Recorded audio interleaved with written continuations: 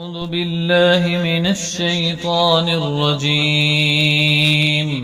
بسم الله الرحمن الرحيم. أومن كان ميتا فأحييناه وجعلنا له نورا يمشي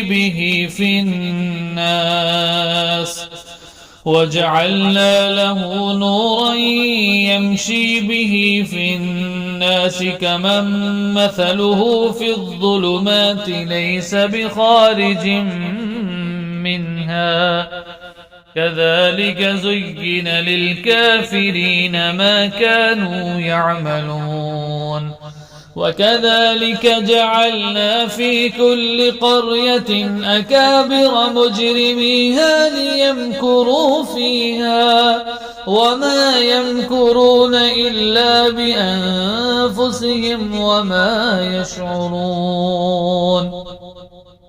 وإذا جاءتهم آية قالوا لن نؤمن حتى نؤتى مثل ما أوتي رسل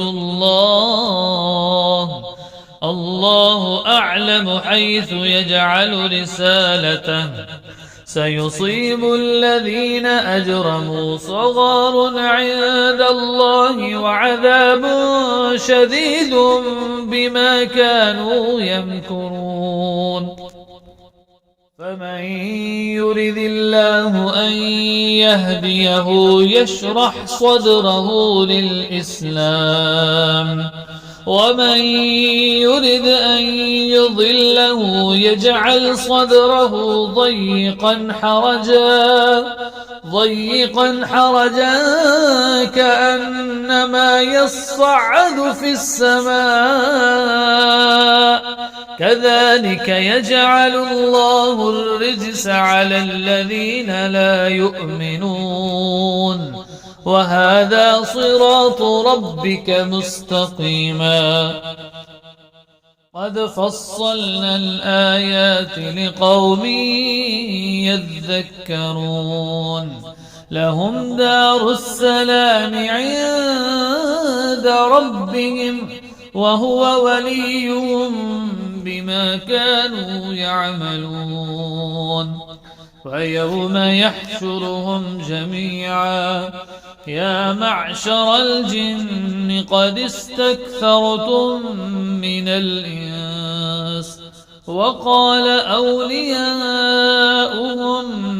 من الإنس ربنا استمتع بعضنا ببعض وبلغنا أجلنا الذي أجلت لنا قال النار مثواكم خالدين فيها إلا ما شاء الله إن ربك حكيم عليم.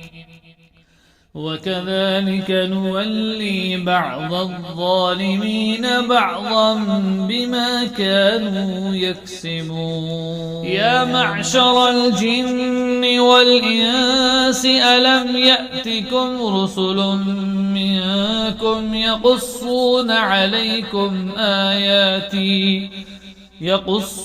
عليكم آياتي وينذرونكم لقاء يومكم هذا قالوا شهدنا على أنفسنا وغرتهم الحياة الدنيا وشهدوا على أنفسهم أنهم كانوا كافرين. ذلك أن لم يكن ربك مهلك القرى بظلم وأهلها غافلون. ولكل درجات مما عملوا وما ربك بغافل عما يعملون. وربك الغني ذو الرحمة إن يشأ يذهبكم ويستخلف من بعدكم ما يشاء كما أنشأكم من ذرية قوم آخرين إنما توعدون لآت وما أنتم بمعجزين قل يا قوم اعملوا على مكانتكم إني عامل فسوف تعلمون من تكون له عاقبة الدار إنه لا يفلح الظالمون وجعلوا لله مما ذرأ من الحرث والأنعام نصيبا فقالوا هذا لله بزعمهم وهذا لشركائنا فما كان لشركائهم فلا يصل إلى الله وما كان لله فهو يصل إلى شركائهم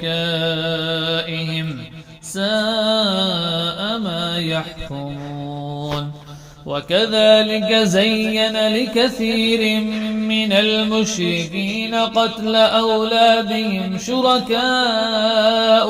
ليردوهم وليلبسوا عليهم دينهم ولو شاء الله ما فعلوه فذرهم وما يفترون وقالوا هذه أنعام وحرث حجر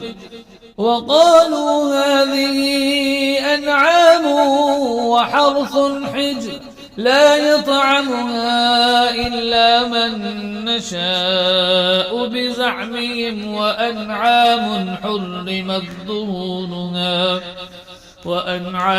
حرمت ظهورها وأنعام لا يذكرون اسم الله عليها افتراء عليه سيجزيهم بما كانوا يفترون وقالوا ما في بطون هذه الأنعام خالصة لذكورنا ومحرم على أزواجنا وإن يكن ميتة فهم فيه شركاء سيجزيهم وصفهم إنه حكيم عليم قد خسر الذين قتلوا أولادهم سفها بغير علم